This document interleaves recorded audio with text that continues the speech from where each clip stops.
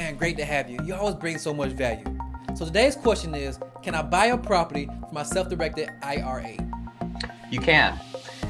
So a self-directed IRA, and the terminology self-directed has gotten a little bit convoluted over the years, but the idea of an IRA being able to buy a real physical asset like a house, that's been around since the 1970s when IRAs started, right? So there's nothing terribly new about it. The reason that you may not have heard about it, of course, is that banks and brokerage houses don't handle that asset.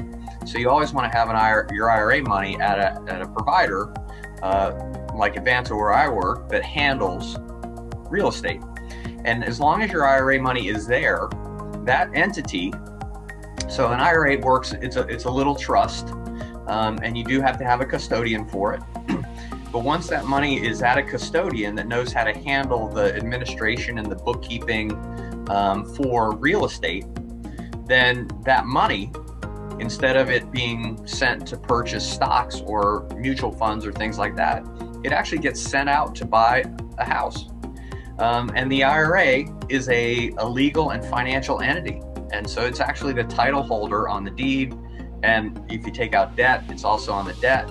So yes, your IRA can purchase a house, and all the proceeds, whether that's from rent or from sale, so if you made a profit on the sale, all of those returns come right back into your IRA, and that's how it grows. Instead of stock dividends or stock prices going up or down, the IRA grows by virtue of that property that it purchased, generating rental returns or proceeds from sale.